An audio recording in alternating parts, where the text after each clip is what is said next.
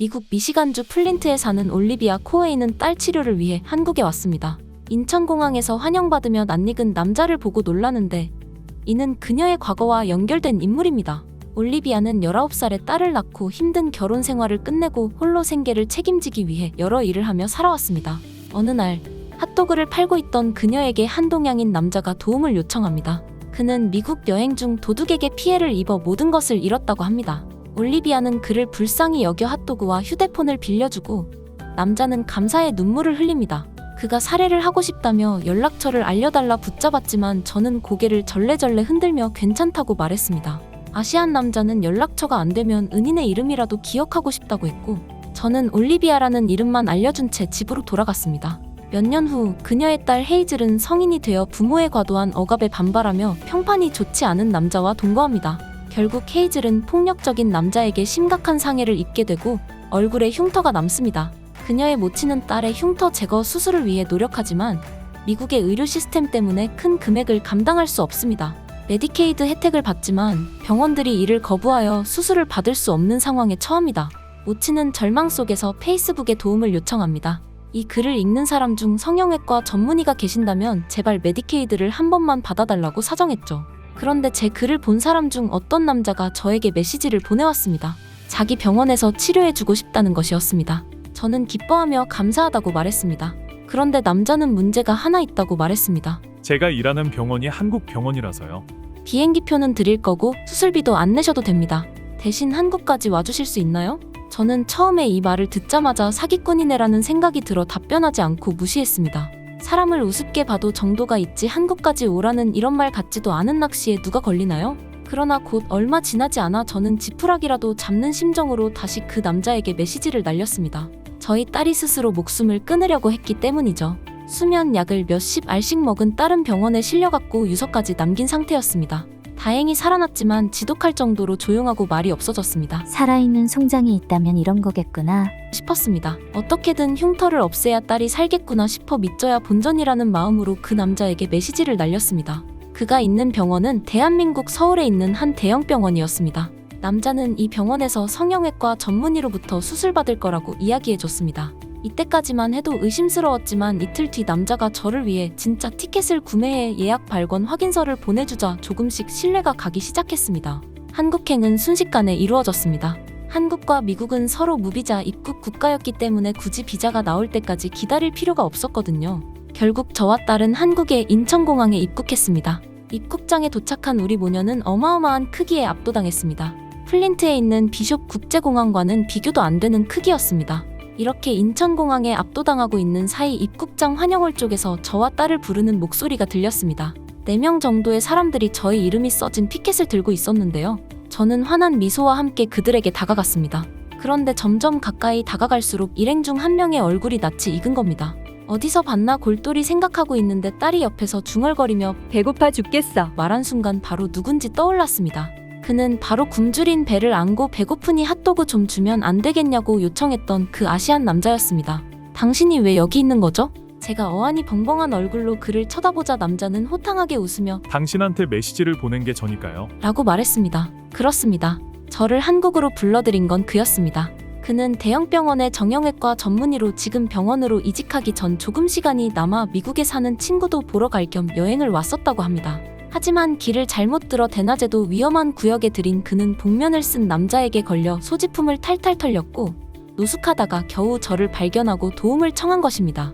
그는 다음날 은혜를 갚기 위해 공원으로 다시 갔지만 몇 시간을 기다려도 제가 핫도그를 팔지 않는 것을 보고 포기했었다고 합니다. 저는 핫도그를 한 곳에만 파는 것이 아니라 매일 조금씩 자리를 옮겼는데 이 의사 선생님은 당연히 그걸 몰랐으니 마주치지 못한 것이죠. 그는 한국에 돌아오고 나서도 저를 계속 기억하고 있다가 틈날 때마다 올리비아라는 이름을 페이스북에 검색해봤다고 했습니다. 생각해보세요. 미국에 올리비아라는 이름이 얼마나 많겠어요? 페이스북의 필터 설정으로 플린트시에 있는 사람만 찾는다고 해도 올리비아는 한두 명이 아니었습니다. 하지만 집념 끝에 기어이 저의 페이스북을 찾아낸 그는 제가 딸의 흉터 때문에 힘들어한다는 것을 알아내 메시지를 보낸 것입니다. 이래서 마중까지 나와서 기다리고 있었던 거구나. 별것도 아닌 내 친절의 은혜를 갚기 위해서 이렇게까지 하다니. 그는 자기와 함께 온 다른 일행들도 소개해 주었습니다.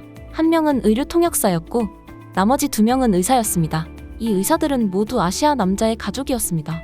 여자분은 그의 동생으로 산부인과 의사였고 남자분은 같은 직장에 다니는 동료이자 여동생분과 결혼한 매제로서 딸 아이의 수술을 집도해줄 성형외과 전문의였습니다. 우리 딸은 다음날 바로 수술받았고 다행스럽게도 경과가 좋았습니다. 완전히 흉터가 말끔히 없어지지는 않았지만 그래도 예전과는 비교도 할 수 없이 옅어져 크게 눈에 띄지 않는 정도가 되었습니다. 얇게만 파운데이션을 발라 화장하면 그 흔적조차도 사라졌고요.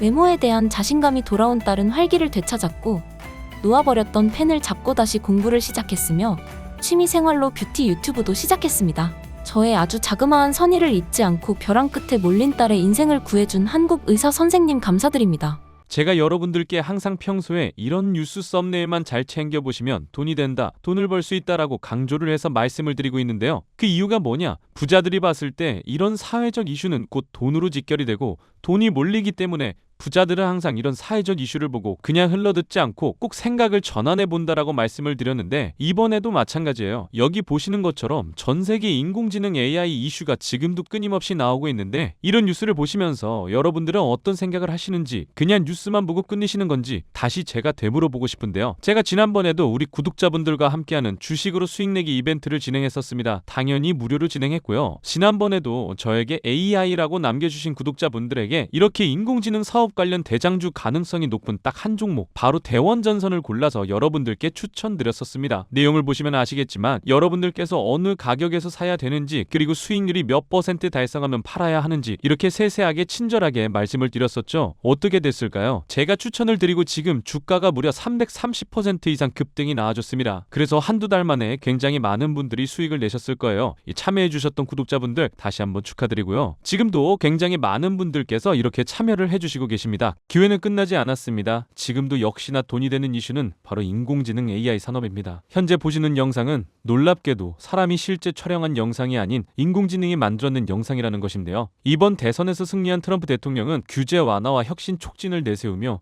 AI 산업 개발을 저해하는 규제들을 철폐하겠다고 밝혔었죠. 실제로 미국의 대형 빅테크 기업들은 올해 투자액이 288조 원이라 밝혔고 실제로 현재 미국은 AI 산업에 120조를 쏟아부어 전 세계 투자액의 62%나 차지하고 있는 상황입니다. 이에 따라 AI 산업이 더욱 가속화될 것이라 말하며 인공지능 활용의 수요는 폭발적으로 늘어나고 있는데요. 그럼 우리가 어떻게 생각을 해볼 수 있을까요? 당연히 인공지능 관련 사업들이 증가하면서 그 기업들 중에서도 매출을 잘 내고 수혜를 받는 기업이 드러날 수밖에 없다는 것이죠. 그래서 우리도 당연히 이쪽으로 생각을 연결해서 보셔야 된다는 겁니다. 그래서 이번에는 여러분들에게 어떤 종목을 드릴 거다. 제 개인 휴대폰 번호 010-2674-6106 이 번호로 참여라고 딱 두 글자 문자 남겨주시면 제가 인공지능 관련 기업 그 중에서도 앞으로 있을 인공지능 데이터 센터 수요 증가에 따른 전력망 인프라를 독점하면서 매출이 가장 잘 나오고 대장주 역할과 동시에 주가가 크게 뛰어오를 수밖에 없는 한 종목을 여러분들께 알려드리도록 하겠습니다. 현재도 이렇게 많은 분들이 이벤트에 참여하고 계시는데요. 여러분들이 주식으로 수익 내보는 연습을 한번 해보셔라 이렇게 말씀을 드리겠고 혹시라도 내가 주식을 하지 않는다고 하더라도 주변에 주식하는 분들께 추천해 주셔도 되겠죠. 그리고 연세가 좀 있으신 분들 중에서도 저는 조금 어려운 것 같아요 하시는 분들도 분명 계실 거라고 생각을 합니다. 그런 분들은 자녀분들에게 이 종목 한번 사봐라 이걸로 돈 한번 벌어봐라 좋은 조언도 해주실 수 있는 거죠. 그래서 지금 이 영상을 보시는 시청자분들 중에서 나도 돈 한번 벌어보고 싶다 가볍게 종목 한번 궁금하다 생각하시는 분들 어느 시간대건 상관없습니다. 제 휴대폰 번호 010-2674-6106 이렇게 간단하게 참여라고 두 글자 보내주시면 이전에 드렸던 폭등 종목처럼 이번에는 인공지능 관련주 중에서 주가가 가장 크게 상승할 올해 대장주를 여러분들께 보내드리도록 하겠습니다. 아시겠죠? 010-2674-6106 참여라고 딱 두 글자 문자 남겨주시면 여러분들이 이제 주식으로 수익 내보는 연습을 한번 해보실 수가 있다는 겁니다. 그리고 여러분들께서 수익 내서 꼭 영상으로 다시 돌아오셔서 좋아요, 구독 한 번씩 눌러주시면 정말 감사드리겠습니다. 오늘 영상은 여기서 마치겠습니다. 시청해주셨던 분들 모두 감사드리고 오늘도 행복한 하루 되시길 바라겠습니다.